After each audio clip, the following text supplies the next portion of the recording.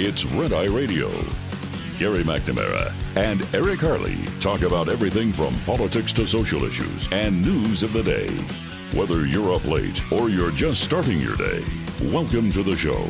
From the Uniden America Studios, this is Red Eye Radio. All across the USA and around the world, we are Red Eye Radio, 866-90-RED-EYE. He's Eric Harley, and I'm Gary McNamara. So just reading here, and this is something that you and I have talked about for years, about where automobile companies actually make their money from. Ford Motor Company made $1.6 billion last quarter. To break it down, most of the profit came from Ford Blue, the company's internal combustion engine vehicle unit, which made $2.6 billion before taxes during the quarter. Ford Pro, the commercial vehicle unit, added $1.37 billion, but Model E, Ford's electric vehicle unit, lost $722 million. And you've seen that they're dropping the price on electric vehicles. Mm-hmm. You see it happening across the board now. Yeah. Even with all the subsidies, people don't want them. They don't want them. And so, as we have talked about before, what makes the companies the profit and where they'll actually, you're paying a higher cost to get your internal combustion engine to subsidize the electric vehicles that are already being subsidized. Yeah. I mean, it's just, it's insane. And talking about energy, the Interior Secretary, Haaland, was in front of the Senate Energy Committee yesterday, and Josh Hawley was asking questions to the Interior Secretary, and this is just this. I'll just play it, and you can listen to the insanity yourself. All right. Thank you, Mr. Chairman. I just want to come back, Madam Secretary, to this trade-off between energy security and the radical climate change agenda that you've endorsed, which is less energy security for America, radical climate change agenda. On the subject of these sweeping mandates related to electric vehicles that the Biden administration has imposed, including now for our military, the metals needed to make the lithium-ion batteries in those vehicles are, of course, lithium, nickel, graphite, and cobalt. Now, can you tell me what nation is the largest producer of refined lithium in the world? No, I can't. Wait a minute. How can't you know that? How can she be the Interior Secretary and not know that? When your entire plan is to shut down American mines, shut down coal, natural gas, oil, how can you not know who's going to be producing what you want produced in the United States? Who is going to become rich on that, and who's going to control the market and therefore control our energy, economic, and national security? We'll continue it. Here we go. China. Can you tell me which nation is the largest producer of refined cobalt in the world? No, Senator. It's China. Do you know what nation is the largest exporter of natural graphite to the United States globally? No, Senator. It's China. Okay. So in all of these instances, these mandates, your decision to trade off our energy security in favor of a radical climate change agenda, is making us more and more dependent on China. And at the same time, you are denying mining, blocking permits for mines in this country that would allow us to develop nickel and copper and cobalt. Why? Why block the development of these resources in our own nation in favor of making us dependent on China? Senator, are you referring to the Boundary Waters? I'm referring to the Twin Metals mine in Minnesota. I think that Senator Bross was just asking about. Yes, near the Boundary Waters, which is an iconic place and, of course, a very valuable ecological system to many plants, animals, species. But jobs for, let me just say this, though. Jobs for blue-collar workers in this nation are valuable resources. The livelihood and well-being of American families are valuable resources. The ability of America to have our own industry and not be dependent on China is a valuable resource. Why should those things for millions of Americans be sacrificed in favor of your agenda for radical climate change? Senator, I know that there's like 1.9 jobs for every American in the country right now, so I know there's a lot of jobs. Wait a minute. You're telling me we've got too many jobs in the country? Well, I'm saying that we don't have enough people. That's why we are having a hard time finding folks to work at our department. But wait, you're telling me that we have too many jobs for blue-collar work? Have you seen the number of jobs we have lost in this country to China in the last 20 years? Do you know where those jobs come from? Over 3 million jobs have gone to China. Do you know where those jobs have come from? They've come out of Midwestern towns like the ones I represent. They are blue-collar workers, and you're sitting here and telling me that we have too many jobs in this country? Are you serious? Senator, we are working hard every single day. And then you get the same thing, and he cuts her off again. It's almost the Mayorkas and Karine Jean-Pierre. We're working very hard. We're working very hard. We're working very hard. Mm-hmm. We're working very hard. We're working very hard. Mm-hmm. Just amazing. They are working very hard on their agenda. And you don't have to know really about the mining of lithium, cobalt, or anything else, because all you need to know is I'm here to kill the oil and gas industry. I'm here to kill the coal industry. That's it. Where we get our energy is no concern of theirs. The fact that there could be blackouts as a result of this kind of policy, as on a regular basis, is also no concern. They don't care. They just don't.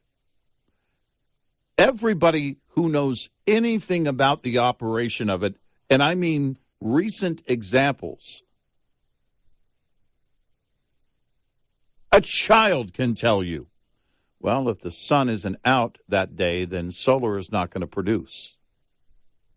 Well, if the wind isn't blowing that day, then wind isn't going to produce. Well, we don't have nearly enough of what it would require for EVs to be on the roads at the scale that they're talking about. Not even close.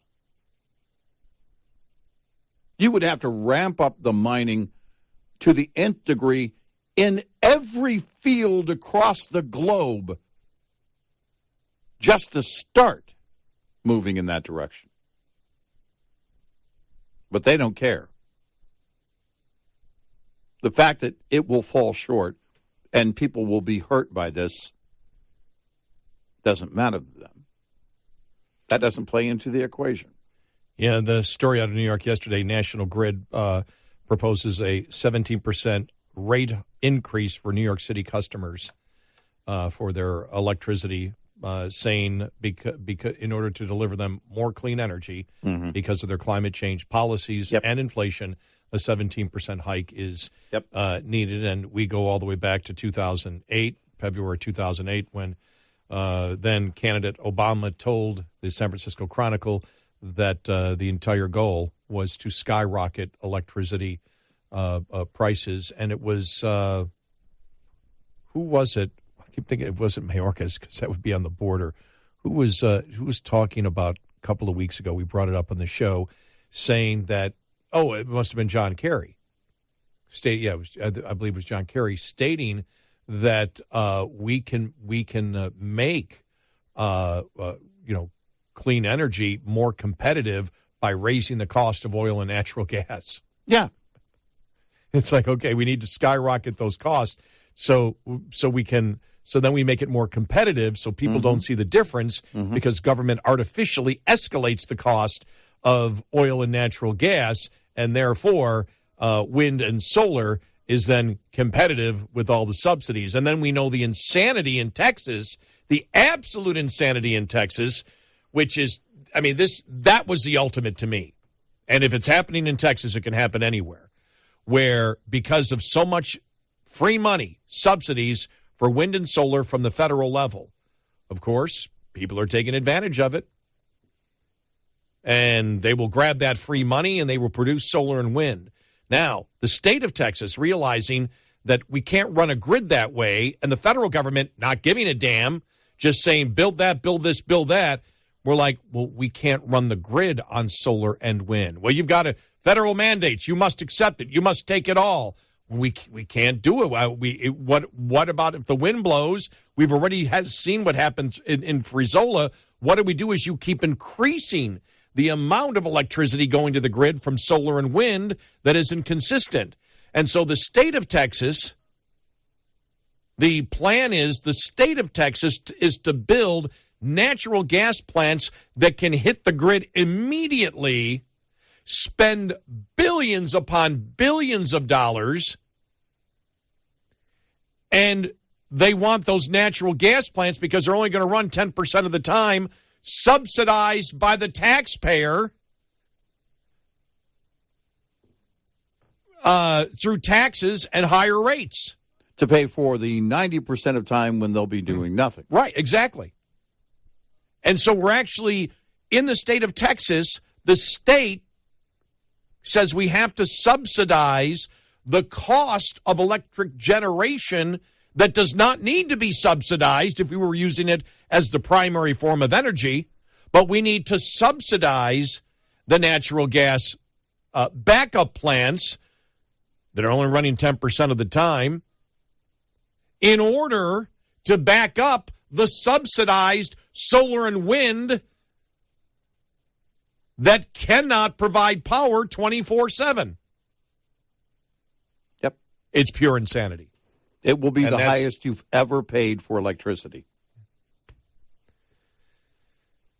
It's pure insanity. Because the state knows insane. that you can't fail. Yeah. States like California, I have to wonder what they're going to do because they don't want to do the natural gas backup. They don't want to do the backup.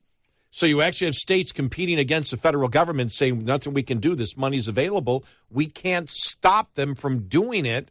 All we can do is try to limit the damage that the federal government is doing by creating new natural gas plants that can back it up so our citizens of Texas have electricity, but they can't make any money, so we have to subsidize it through taxpayer dollars and higher rates for the consumer, and we have no choice because the federal government rules.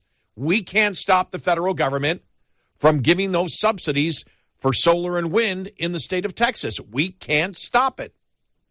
Yep. So the only thing we can do is subsidize energy production that doesn't actually need to be subsidized if it was the primary form of energy. And every state will go through this, and their only decision will be, do we have to subsidize a backup? Are we going to choose to do a backup? So then you, in essence, have two different power grids, both having to be subsidized because of this insanity. Mm-hmm. Which means you roughly have almost double the amount of power plants that you actually need. Yeah, and you have to subsidize all of them across the board. But we're saving the planet. Pure insanity. We can feel good about it. Just make sure that you pay it on time, otherwise you'll be in the dark. Literally. I'm rubbing my head here. I may need that the male Botox treatment for my forehead for the wrinkles in it that I saw on TV the other day. Well, I keep rubbing might as well get it done. You got a 50-year reunion coming up.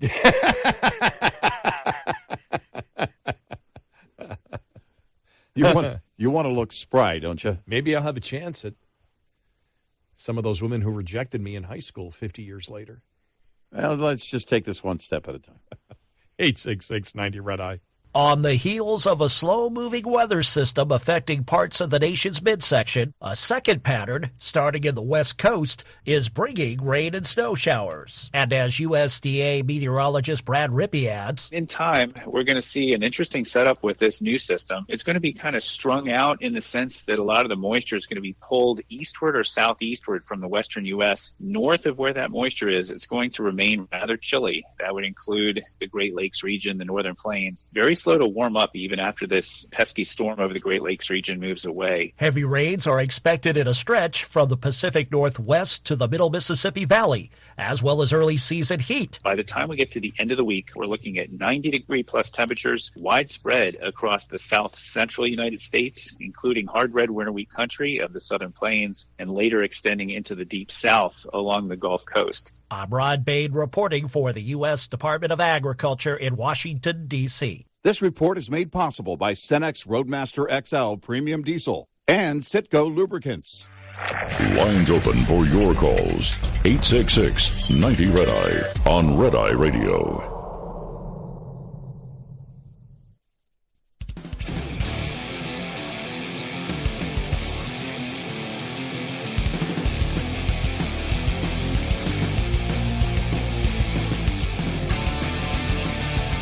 It's Red Eye Radio. He's Eric Carly, and I'm Gary McNamara, 866-90 Red Eye. You know, with the writer's strike going on, you and I asked a question about The View. Does The View have actually have writers? They do. ABC's View has decided to try its luck moving forward without writers. Scabs. With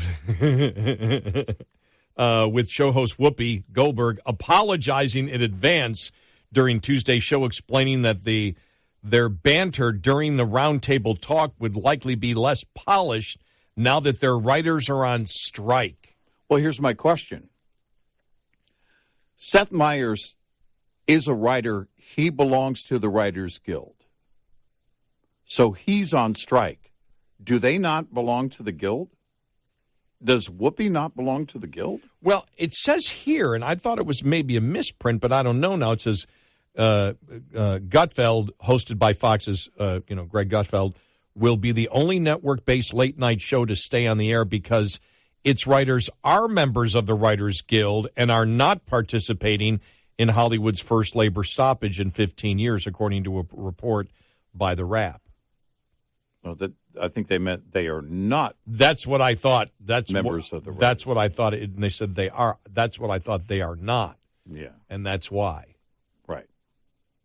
Yeah, because the Guild is on strike. Right.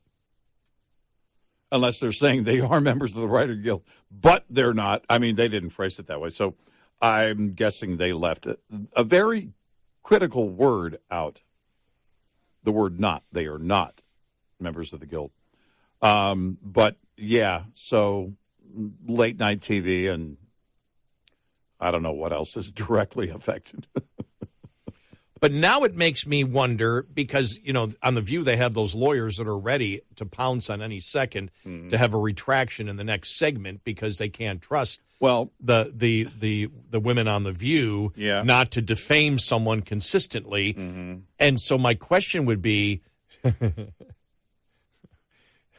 they all sit around a table? I mean, what do you mean? If you're just talking to each other, that means you have to sit in a meeting beforehand and talk about what you're going to talk about, and then the writers add something or give you talking points? Or No. The writers write the intros of, okay, today we're going to talk about blah, blah, blah, blah, blah. So whether they're introing a topic or a guest, the writers write what's going on, what they're going to do. Their comments aren't written. But the intros either to a topic because I took it explaining that their banter during their roundtable talk would likely be less polished. That's where I got that. That's where I got that idea from. That they're actually writing stuff. Well, because they don't have the prep that their writers put in front of them. In other words, the show prep. Here's what happened, and here's why I'm mad about it, and they don't have that. They're basically having to do their own show prep. Wow, they might learn something.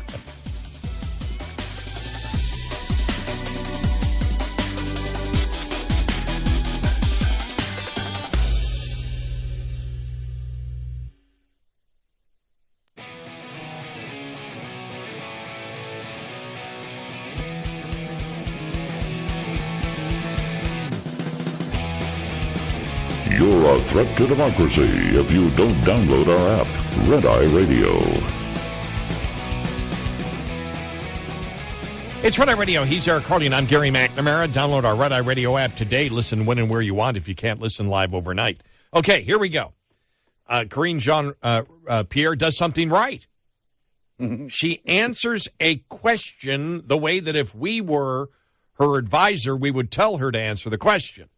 Yeah. Are you ready? All right.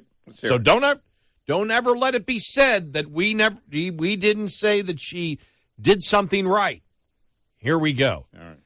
Of course, the question is on Hunter Biden, child support, and the president and the first lady not acknowledging their seventh grandchild. I wanted to ask about the trial going on in Arkansas with Hunter Biden and the child support. Are the president and first lady monitoring that? And how come they haven't acknowledged the seventh grandchild? I'm not going to speak to that from here. A+. You should see the look on her. She looks like she's exhausted. Yesterday, she looked. You know what? That's interesting because I noticed that too. I was like, what is it? What's different about, Not just the hair. I mean, the hair's different, but I'm not talking about, it was. No. This was on her face. Yeah. Her face looked like, okay, I think I've had enough. I don't want to be here. I couldn't, but she was like, you could just tell. And when she would listen to a question like, I don't want to be here. I really don't want to be here. Well, because it was, there was, her hair was different. Yes. And I think that highlighted her face more. You may have a point because normally the hair comes around the face. Right. And you can see her entire face, so maybe the perception you have looking at her face, seeing her entire face, right, is that you observe more of the facial movements, and which might indicate that. Yeah, and the energy was different. Yeah, I swear though, it was like she just didn't want to be there, and it was funny because they went through, saw somebody go through the number of topics where she just said, "I'm not going to talk about it. I'm not going to talk about it. I'm not going to talk about it." Listen. There's a free weed in the break room. They all get rushed out. You know how they were rushing them, pushing them out the door. When over the years with Biden, they just rush out on their own. Free weed in the break room. Stampede of reporters out. Ducey's sitting there. We can't all smoke weed. Somebody has to do some reporting. It's I'm wondering how much time might be left for Karine Jean-Pierre. I'm just wondering. Well, here's the thing. I don't know how you do that job every day when there's never anything, because she'll come out and say, and we've done this great thing. She knows there's no great thing. Everybody knows it. Democrats know it. Everyone. That's why you have the majority of Democrats that don't want Biden to run. Well, and so they all know what's going on, and I think sometimes they just get tired because there are no really successes in this administration. Well, I think there's that. There are none, and then also she's likely much further left than Biden is. And I think her own, if that is the case, it stands to reason that her own personal mission statement, she's essentially would be working against by staying there. Not that it's just the fact that it's an impossible job and that she's not very good at it.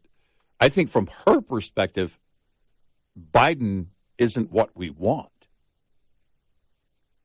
She's young, and again, I think it stands to reason, even further left than he is.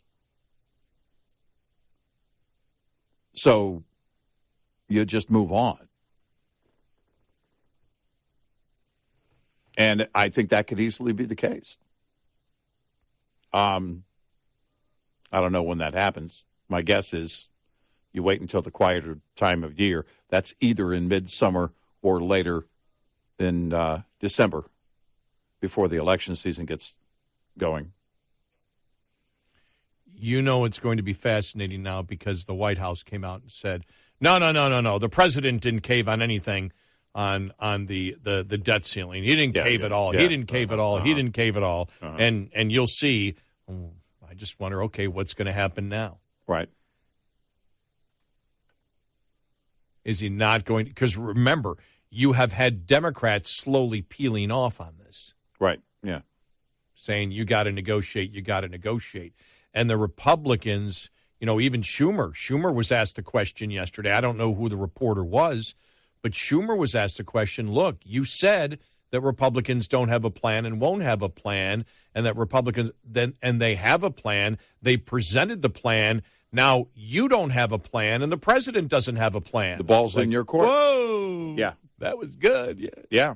No, and it's true. And the question is, we look at the Republican plan as austerity light, but it is movement. Yeah. It's like saying, well, I'm going to exercise tomorrow, and you go walk for 2 minutes where you exercised 0 minutes the day before. Okay, well, there is movement. It's not a lot of movement, but we had said this at the beginning.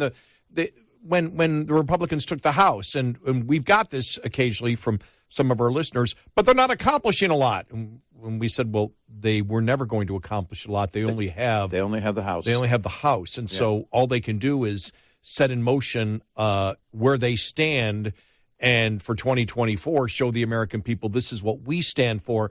Give us more power. This is the insanity that they stand for. And in many cases, when you watch the hearings, they've been doing a pretty good job, questioning.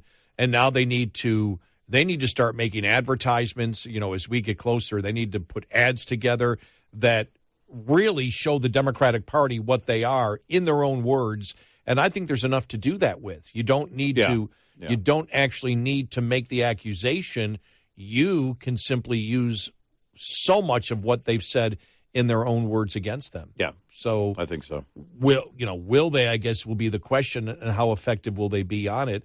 And I don't know. Yeah. That again, that's really to be seen as to what they might do. But we have an interesting, you think, what are we, May now? May 3rd. What's it going to be like? It's still think about it, a year from now. Yeah. We'll be past Super Tuesday. We're still like 4.5 months from 5 months from the election. Yeah. A year from now. Right. That's insane. I mean, and so that's why, and we got the question today. We got some great calls earlier, and one of our great listeners was like, can Trump win?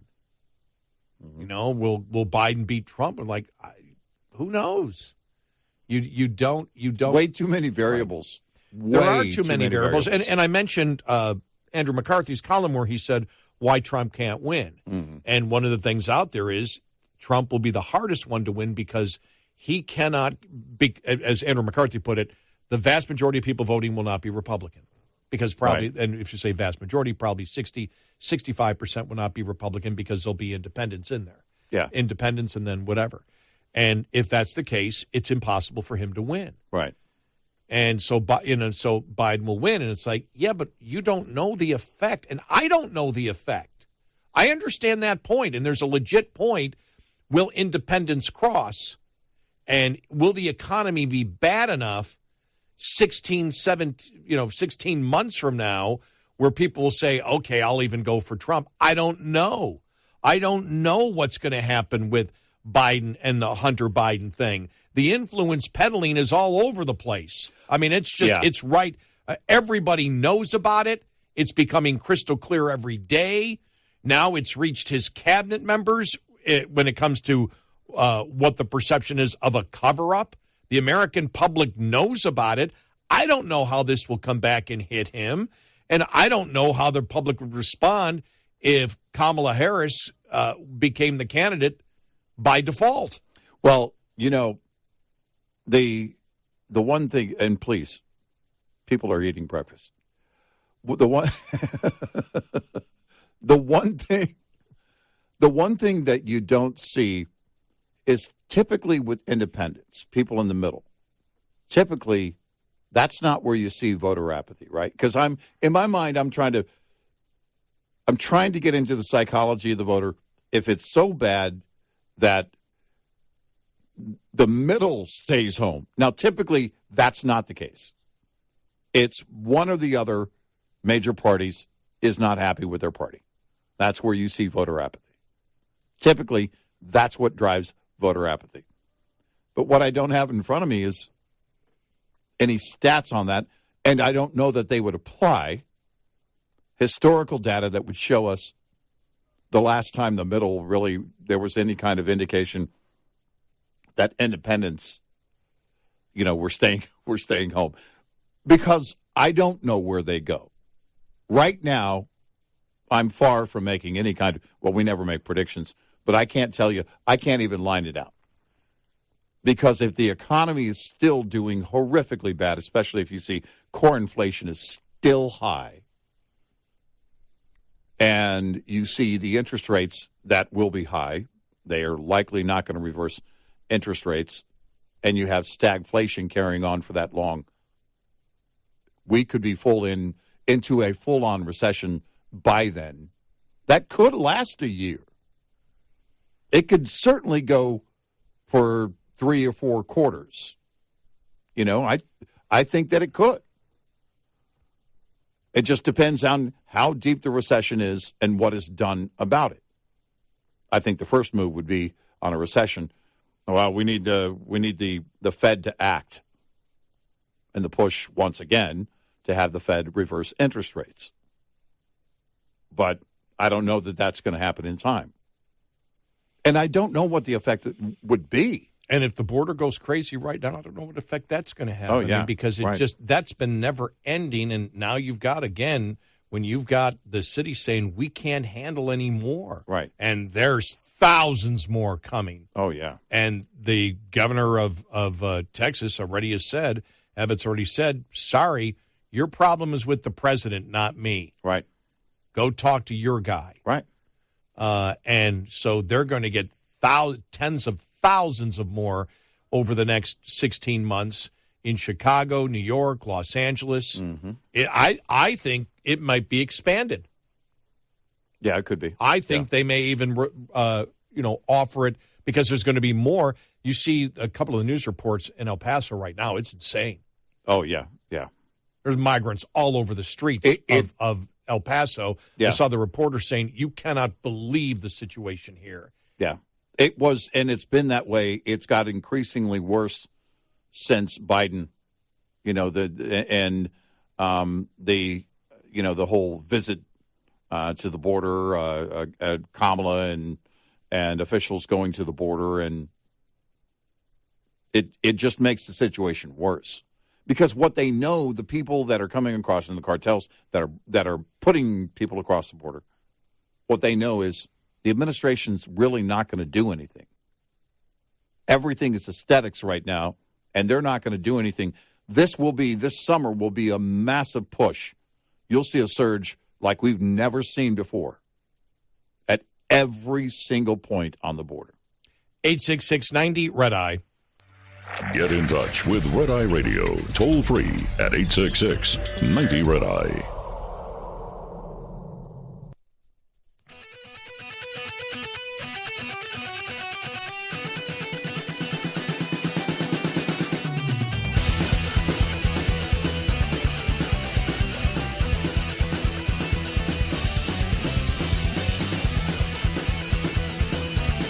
It's Red Eye Radio. He's Eric Carly, and I'm Gary McNamara. 866-90 Red Eye. I love this story from Breitbart. The Rainbow Oaks restaurant, just an hour outside of San Diego, at the Rainbow Oaks restaurant, a TikTok user shared that she had faced the most dangerous situation she had ever been in. At noon, while she was eating her stack of pancakes, about a dozen people stood up for the Star-Spangled Banner played on the bar's TVs. Dangerous because standing up is dangerous? No, you're standing up and you're singing the Star Spangled Banner. Oh, being patriotic is dangerous. Or you stood up for the Star Spangled Banner. Not singing, just stood up. Yeah. She recorded the patriotic display, included the caption, "By far the most dangerous situation I've ever been in." Well, somebody who's eating pancakes at noon, I believe that. Maybe if you get out of bed earlier, you could encounter more danger. For the past 6 years, the restaurant has played the national anthem every day at noon. Good for them. And so people that know about it stand up for it when it happens. Look at all these Patriots. Oh, no. What am I going to do? Can I get some syrup, please? Now that's a Karen.